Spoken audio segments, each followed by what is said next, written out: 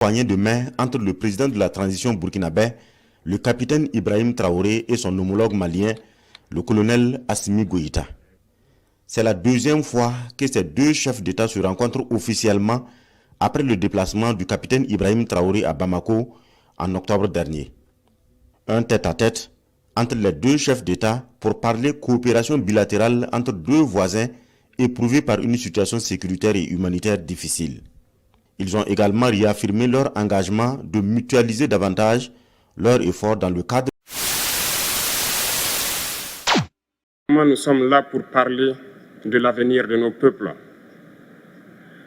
de ce qui va advenir demain, de ce monde libre auquel nous aspirons, de ce monde sans ingérence dans nos affaires internes. Nous avons les mêmes perspectives et je souhaite que ce sommet soit l'occasion donc de pouvoir tisser de très bonnes relations en vue d'un meilleur avenir de nos peuples. Les questions que mes générations se posent sont les suivantes, si je peux me résumer.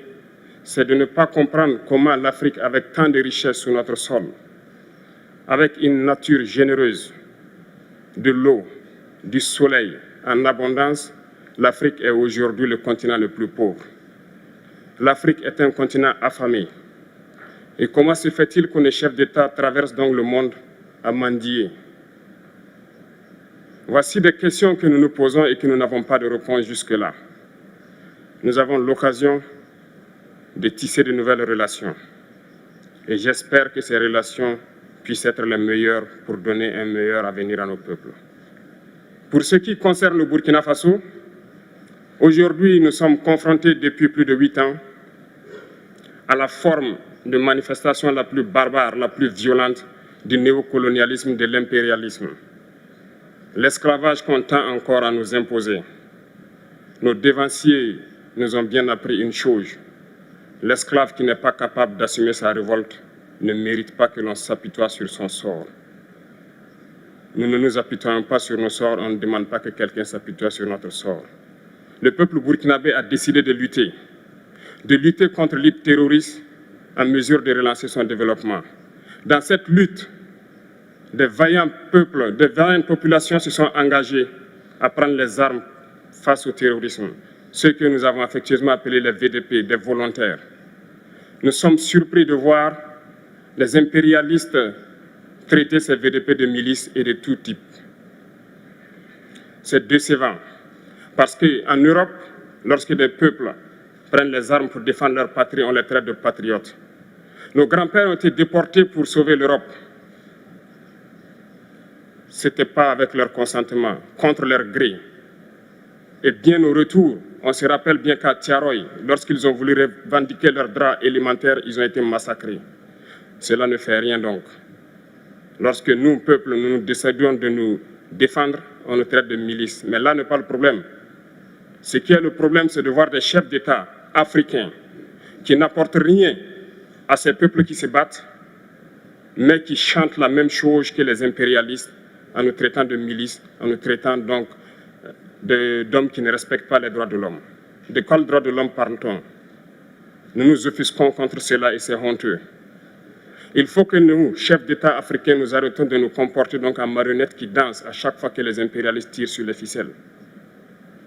Hier, le président Vladimir Poutine a annoncé donc l'envoi de céréales en Afrique. Nous sommes bien contents. Nous lui disons merci pour cela. Mais aussi, c'est un message passé à nous, chefs d'État africains, parce qu'au prochain forum, nous ne devrons pas venir ici sans avoir assuré, pour ceux qui ne connaissent pas la guerre, l'autosuffisance alimentaire de nos peuples. Nous devons prendre l'expérience de ceux qui ont pu déjà atteindre cela en Afrique, tisser de bonnes relations ici et tisser de meilleures relations avec la Fédération de Russie pour pouvoir assouvir les besoins de nos populations.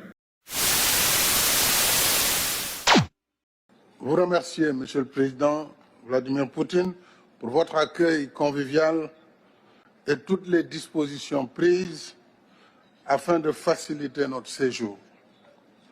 Je me réjouis de vous retrouver pour la 3e fois en 2 ans, après notre rencontre du 3 juin 2022 à Sochi, en ma qualité de président en exercice de l'Union africaine, et plus récemment, le 17 juin dernier, dans le cadre de la mission africaine de bons offices. Ce sommet s'inscrit dans le même esprit de concertation russo-africaine dont les origines remontent aux années de lutte pour la décolonisation de notre continent. Les relations russo-africaines sont excellentes et je m'en félicite. Mais je pense que nous avons encore des efforts à faire pour donner un contenu plus consistant à notre coopération économique. Le potentiel de notre partenariat est énorme. L'Afrique, on le sait, c'est 30 millions de kilomètres carrés, plus d'1,3 milliard d'habitants. La Russie, c'est plus de 17 millions de kilomètres carrés et plus de 144 millions d'habitants. Ensemble, notre continent et votre pays constituent un géant démographique et disposent de l'essentiel des ressources naturelles de la planète. Nous avons donc de quoi coopérer dans quasiment tous les domaines. Agriculture, agroalimentaire, industrie, hydrocarbures, mines, transport, industrie, technologie de l'information et de la communication, sécurité, pour ne citer que cela. Cependant, Monsieur le Président, il nous faut bâtir des mécanismes adéquats et pragmatiques. Des mécanismes donc d'investissement, de financement et de partenariat. On aura remarqué que je ne parle pas d'aide, parce que je ne crois pas en l'aide en réalité. Et pour répondre à notre jeune frère, notre cadet, capitaine Traoré, président du Faso, l'Afrique, les chefs d'État ne sont pas venus ici pour mendier, tout comme nous n'allons pas ailleurs pour tendre la main. Nous travaillons pour un partenariat d'égale dignité entre les peuples. C'est le même discours qu'on tient à Dakar, ici à Saint-Pétersbourg ou à Washington. Donc je pense que le combat de l'Afrique est d'abord un combat pour la dignité. Et ce combat, il transcende les générations. Je suis très heureux, moi, d'être à côté du président Museveni ou du président Denis Sassou Nguesso, qui ont été pour l'un des combattants de la liberté, pour d'autres, des modèles de résilience. Et chaque génération a son combat à mener. Le nôtre, c'est de combattre d'abord le terrorisme qui est en train de gangréner notre continent. Mais aussi, c'est de travailler pour le développement de notre continent. Mais si on y regarde de très près, pourquoi l'Afrique en est à cette situation? C'est justement le poids de l'histoire, l'héritage de l'esclavage, de la colonisation qui se poursuit à travers des manifestations de néocolonialisme et à travers l'injustice du système que nous combattons au quotidien. Nous avons demandé la réforme du système des Nations Unies. Nous avons demandé la réforme de la gouvernance mondiale qui, aujourd'hui, conditionne la vie de nos États. Et quels que soient par ailleurs nos efforts, si ces règles ne sont pas modifiées, eh bien, nous n'irons nulle part. C'est pourquoi il est important que nous travaillions dans la solidarité, que nous travaillions également à l'échelle du continent, puisque les défis sont majeurs. Nous avons des micro-États hérités du Congrès de Berlin qui nous empêchent de travailler à l'échelle. Si on ne comprend pas cette situation, on perdra beaucoup de temps sans efficacité. Je crois que la Russie, avec ses capacités en matière d'investissement, peut travailler avec l'Afrique sur ces grands projets régionaux. Et l'Afrique a besoin d'infrastructures de développement. L'Afrique a besoin de chemins de fer. Elle a besoin d'électricité, de barrages. Elle a besoin de la sécurité collective. Et sur tout cela, l'Union africaine, à travers différents mécanismes, que ce soit l'ODAN-NEPAD, que ce soit les programmes régionaux, nous avons le programme qu'il faut. Et je pense qu'avec la Russie, nous pourrons travailler ensemble avec les BRICS et avec tout autre partenaire qui souhaiterait travailler dans nos priorités. Nous pourrons ensemble bâtir une prospérité partagée. Je pense que, s'agissant maintenant de nos soucis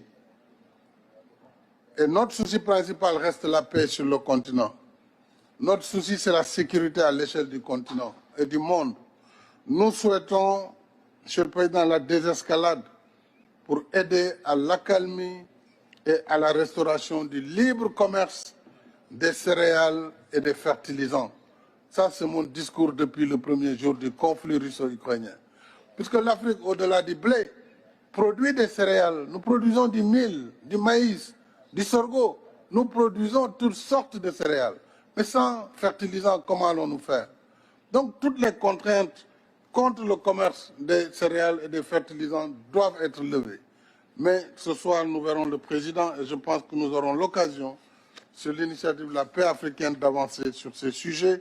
Mais aussi, cela nous permettrait, par rapport aux autres partenaires, sur les restrictions par rapport au commerce, de plaider pour la levée de toutes les restrictions afin que les pays puissent retrouver un commerce libre au bénéfice de toutes les populations. Monsieur le Président, je vais m'en arrêter là puisque je ne voudrais pas être plus long, mais nous souhaitons une action de la Russie à l'échelle de l'Union africaine dans le domaine de la sécurité. Nous avons une architecture de la paix pour l'Union africaine. Nous sommes en train de voir comment l'Afrique peut prendre en charge, dès lors que le Conseil de sécurité a failli à cette mission, qui est de restaurer la paix partout dans le monde. Le terrorisme gangrène notre continent, sans qu'il n'y ait aucune solidarité majeure en faveur de l'Afrique. Donc ce sujet-là, je pense que c'est un sujet important pour notre sommet.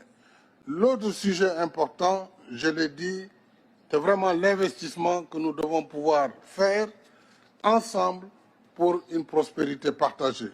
Je ne peux terminer, Monsieur le Président, sans vous féliciter et vous remercier pour le soutien diligent que vous avez apporté à la demande d'adhésion de l'Afrique comme membre de plein droit du G20.